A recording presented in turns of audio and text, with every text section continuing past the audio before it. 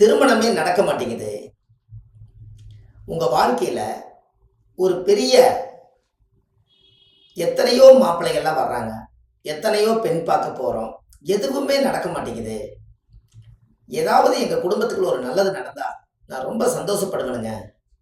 கல்யாணத்துக்கு உண்டான அறிகுறியே தெரிய மாட்டேங்குது. வயசு வேற போய்க்கொண்டே இருக்குது. ஏதாவது ஒரு எளிய பரிகாரங்கள் குடுங்கன்னு சொல்லி, ஜாதகம் பார்க்க வர்றவங்க நெறைய சொல்லிட்டு போவாங்க. அதுக்கு நான் ஒரு சின்ன ஒரு பரிகாரம் உங்களுக்கு சொல்றேன். காசில்லாத பரிகாரம். காசே வேண்டாம். ஆனா பரிகாரம் பலிக்கும். இத நீங்க செய்வீங்களா? செஞ்சு பாருங்க. வெற்றி பெறுங்க. அதாவது திருமணம் நடக்குதுன்னா, உங்க வாழ்க்கையில இளநீ இருக்குது பார்த்தீங்களா? இளநீ. இந்த நல்ல ஒரு பச்சை கலர்ல ஒரு இளநீ எடுத்து, அதை நல்லா சீவி, அதை அழகா பொத்து, அந்த அப்படி ஓப்பன் பண்ணிருங்க. அந்த அப்படி செதுக்குனீங்கன்னா அப்படியே வெளியில வந்துடும்.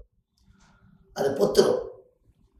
அப்போ அந்த இளநீக்குள்ள உங்களுடைய கல்யாணம் எனக்கு நல்ல விதமா நடக்கணும்னு சொல்லி, உங்க வாழ்க்கையில ஜாதக கட்டத்துல எத்தனை கிரகம் இருக்குது? 9 கிரகம் இருக்குது. இந்த 9 கிரகம் நினைச்சா மட்டும்தான் உங்களுக்கு கல்யாணம் நடக்கும். அப்ப இந்த 9 கிரகத்துல ஏதோ ஒரு கிரகத்தை நீங்க விட்டுட்டா அது கர்மாவா போயிடும். அப்ப நீங்க இது ஏதாவது ஒரு வழியில நம்ம அதை சேகரிக்கணும் அல்லவா? அதனால நீங்க என்ன பண்றீங்கன்னா, நாட்டு மருந்து கடையில போய் நவதானியம் 9 நவதானியம் வாங்கிட்டு வாங்க. இந்த 9 நவதானியம் வாங்கிட்டு வந்து இளநீர்ல இந்த 9 நவதானியத்தை 9 முறை நீங்க தலையை சுத்தி இளநீர்ல கரெக்டா உள்ள போட்டுருங்க. அது இளநீர். அது கரெக்டுங்களா? இளநீர். இந்த நவதானியத்தை அதுக்குள்ள உள்ள போட்டு பூஜை அறையில வச்சிருங்க. நைட்டே நவதானியத்தை சுத்தி இளநீக்குள்ள போட்டு வச்சிருங்க. காலையில எடுத்துக்கொண்டு போய், அதாவது பெண்களாய் இருந்தா அரச மரத்தை கொண்டு போய் ஊத்திட்டு, அரச மரத்தை சுத்தி கற்பூரம் பொருத்தி சாமி கும்பிட்டு வாங்க. ஆண்களாய் இருந்தா ஆலமரத்தை கொண்டு போய் அந்த நவதானிய தீர்த்தத்தை ஊத்திட்டு, அந்த ஆலமரத்தை 7 முறை சுத்தி கற்பூரம் பொருத்தி சாமி கும்பிட்டு வாங்க. கல்யாணம் உறுதியாயிரும். ஜம்முன்னு நடக்க கல்யாணம். இது நான் சொல்லி 17 பேர்த்துக்கு உறுதியாயிருக்கு. இந்த பரிகாரம் எல்லாம் வாழ்க்கையில நீங்க யோசிச்சு பாருங்க. முதல் ஆண்கள் என்ன பண்ணணும்?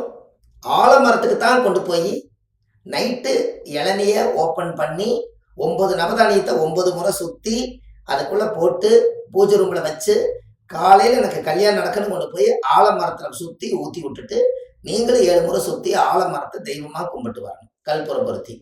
பெண்கள் என்ன பண்ணணும்? அரச மரத்தை போய் இந்த 9 நவதானிய தீர்த்தத்தை கொண்டு போய் நீங்க இளநீ தீர்த்தத்தை ஊத்திட்டு, அதே 9 முறை நீங்க சுத்திட்டு, அதுக்கப்புறம் 7 முறையும் சுத்தலாம். ஏன்னா கல்யாணம் 7ஆம் இடம். 9 முறை ஏன் சுத்தணும்? 9 நவகிரகம் இருக்கிறதுனாலதான். உங்க விருப்பம் தான். அப்போ 9 முறை சுத்திட்டு கற்பூரம் பொருத்தி சாமி கும்பிட்டு அந்த மரத்தடியில் கொஞ்ச நேரம் உட்கார்ந்துட்டு வாங்க. உங்களுக்கு ஒண்ணும் வேண்டாம். 90 நாள்ல நிச்சயதார்த்தம் நடக்கும். அது எவ்வளவு பெரிய தோஷமா இருந்தாலும் அந்த மரத்துடைய மூலிகை சக்தியினால யாரோ எனக்கு கொண்டு வந்து குளிர்ச்சியான ஒரு இளநீரை கொண்டு வந்து ஊத்துனாங்க. என்னை சுத்தி 9 நவதானியத்தை போட்டாங்கன்னு அந்த மரத்தினுடைய மூலிகை இருக்கக்கூடிய சித்தர்கள் உங்களை வாழ்த்துவாங்க. அந்த வாழ்த்துக்கள் உங்களுக்கு என்ன பிரச்சனைக்காக நீங்க ஊத்துனீங்களோ, அந்த சித்தர் உங்களை ஆசீர்வாதம் பண்ணி எங்கிருந்து வேணாலும் மாப்பிள்ளையை கண்ணு காமிச்சு கொடுப்பாரு. நீங்க கல்யாணம் பண்ணிக்கங்க. எங்கிருந்து வேணாலும் பொண்ணை காமிச்சு கொடுப்பாரு. நீங்க கல்யாணம் பண்ணிக்கங்க. எளிமையான பரிகாரம்.